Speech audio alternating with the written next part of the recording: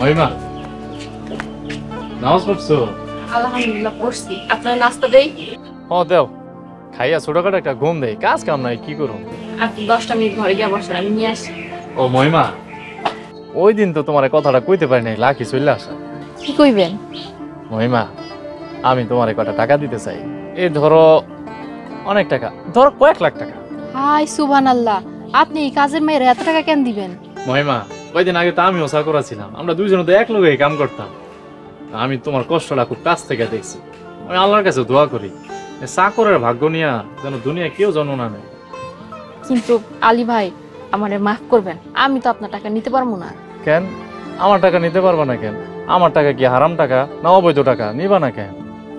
একটা কাজ করি, টাকাটা আপনার কাছে জমা থাকুক। ব্যাংকে যেমন মানুষ টাকা জমা রাখে, কখনো যদি আমি খুব বিপদে পড়ি তখন আমার টাকাটা দিয়ে আপনি বরং আমার লেগে দোয়া করেন, আমি যেন সুস্থ থাকি আর আল্লাহর হুকুম সঠিকভাবে পালন করতে পারি।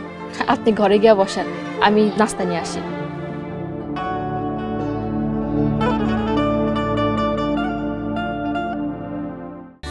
আসসালামু আলাইকুম খালুজান। ওয়ালাইকুম আসসালাম। আলী, কেমন আছস? জি খালুজান, ভালো আছি। হজরের নামাজ পড়ে তুই বাড়িতে যাইতেছস, ওই গাদা দুইটারে তোর লগে দেখতেছি না যে? খালুজান, ওই আলাল ভাই দুলাল ভাই নাকি নামাজটা কাজা পড়ে নিব, হঠাৎ করে নামাজ ধরছে তো। কটা দিন সময় দেন, অভ্যাস হইতে তো কটা দিন সময় লাগবো। নামাজ যে পড়তাছে এই তো অনেক বেশি, হঠাৎ করে চাপ দিয়েন না। চাপ দিলে কি হয়, ওই যে কথায় আছে না, ধরে বেশি টানলে ছিঁড়া যায়। আলী, ওই গাদা দুইটা যে মানুষ হইব কোনোদিন চিন্তাও করি নাই, আর মানুষ যে হইছে এখনো আমার বিশ্বাস হইতেছে না। দেখা যাক, কয়টা দিন যাক। খালুজান, আপনি আল্লাহর কাছে দোয়া করেন আলাল ভাই দুলাল ভাই যেন দিনের পথে থাকে, সব সময় অটল থাকে দিনের পথে। ইমান আমলের জিন্দেগি আল্লাহ যেন তা করে দান করে। আলী, তোর তো দেখাই পাই না, একটা কথা কমু কমু করে কোয়া হইতেছে না। খালুজান, আপনার কি কিছু লাগবো? আপনি খালি আলীর একবার কোন, আমার স্বার্থের মধ্যে যদি থাকে ইনশাল্লাহ আমি পূরণ করবো। খালুজান, ভালো কথা, আপনার কি হজ করতে মন চায়? আমি কি ব্যবস্থা করুম? না বাবা, দেখ বাবা, তুই তো এখন অনেক টাকার মালিক।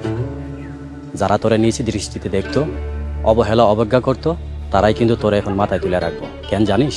খালুজান, হঠাৎ করে অনেক অর্থ সম্পদের মালিক হয়ে গেছি, এর লেগা। তুই ঠিকই কইছিস বাজান, এসব স্বার্থবাদী মানুষের কাছ থেকে দূরে থাকিস। ওরা নিজের প্রয়োজনে যেমন মানুষকে কাছে টানে আনে, তেমন প্রয়োজন ফুরাইলে আবার দূরে ফেলাইয়া দেয়। এসব স্বার্থবাদী মানুষের কাছ থেকে একেবারে দূরে থাকিস। জি খালুজান, আপনার কথাটা আমার মনে থাকবে। ঠিক আছে বাবা। জি, আসসালামু আলাইকুম। ওয়ালাইকুম।